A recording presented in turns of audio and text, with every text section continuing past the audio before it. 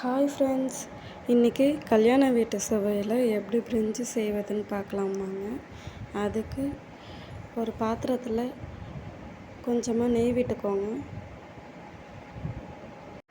நீங்கள் நெய் சேர்த்திங்கன்னா நல்ல மணமாகவும் சுவையாகவும் இருக்கும்.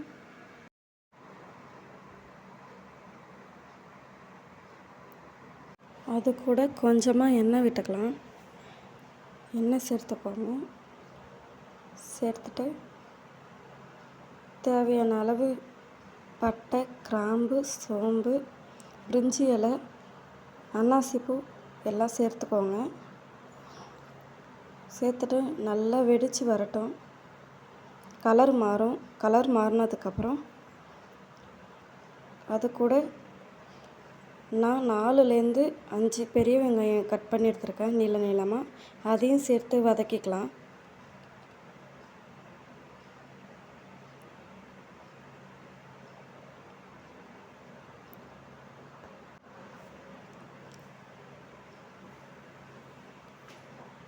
கலர் மாறுற அளவுக்கு நல்லா வதக்கிக்கோங்க.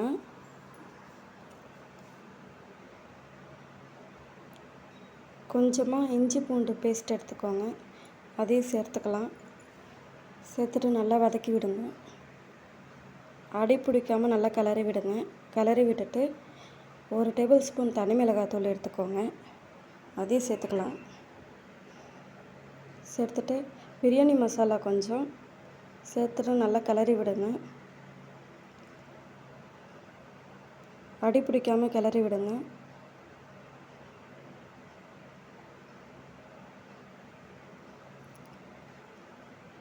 அஞ்சு தக்காளி நீளமாக கட் பண்ணி வச்சுருக்கேன். அதையும் சேர்த்துக்கலாம். சேர்த்துட்டு நல்லா கிளறி விடுங்க.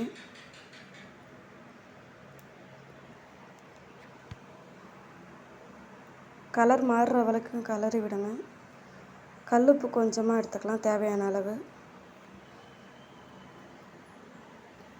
அதையும் சேர்த்து நல்லா கிளறி விடுங்க. 1/2 டேபிள் ஸ்பூன் மஞ்சள்தூள் சேர்த்துக்கலாம். நான் 4 பச்சை மிளகாய் எடுத்துருக்கேன். அதையும் சேர்த்துக்கோங்க.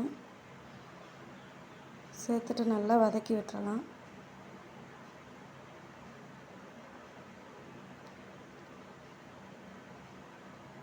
ஒரு கைப்பிடி கொத்தமல்லி எடுத்துருக்கேன். அதையும் சேர்த்துக்கலாம். சேர்த்துட்டு நல்லா வதக்கி விடுங்க.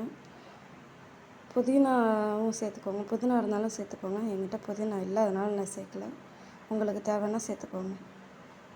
தயிர் கொஞ்சமாக சேர்த்துக்கலாம். சேர்த்துட்டு நல்லா கிளறி விடுங்க. கை விடாமல் கிளறி விடுங்க.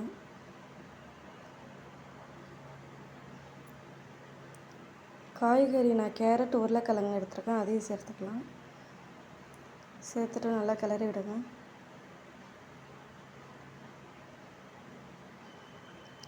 மீன் மேக்கர் நான் சுடுதண்ணியில் ஊற வச்சு வச்சுருக்கேன். அதையும் சேர்த்துக்கலாம். சேர்த்துட்டு நல்லா வதக்கி விடுங்க.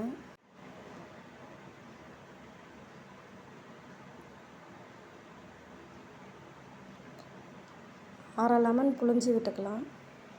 நல்லா புழிஞ்சு விடுங்க. தண்ணி உங்களுக்கு அரிசி எத்தனை டம்ளர் அரிசி எடுத்துருக்கீங்களோ அத்தனை டம்ளர் தண்ணி ஊற்றிக்கோங்க. நான் 2 டம்ளர் அரிசி எடுத்துருக்கேன், அதனால நான் 4 டம்ளர் தண்ணி ஊற்றிக்கிறேன். நீங்கள் 1 டம்ளர் அரிசி எடுத்திங்கன்னா 2 டம்ளர் தண்ணி ஊற்றிக்கோங்க. அதான் அளவு. இப்போ மூடி போட்டு வேக வச்சிடலாம். தண்ணி ஒரு கொதி வந்ததுக்கப்புறம்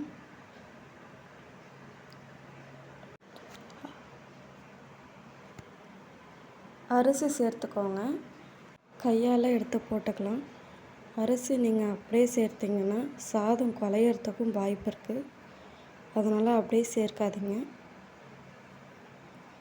இப்போ நல்லா கிளறி விடுங்க. ஒரு கிளறி விட்டதுக்கப்புறம்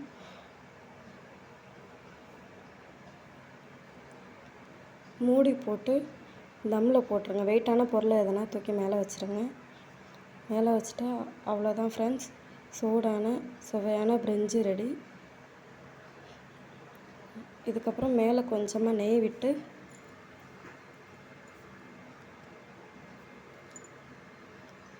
தடவி விட்டுருங்க. அவ்வளோதான் ஃப்ரெண்ட்ஸ், நல்ல சுவையாகவும் மணமாகவும் பிரிஞ்சி ரெடி ஃப்ரெண்ட்ஸ்.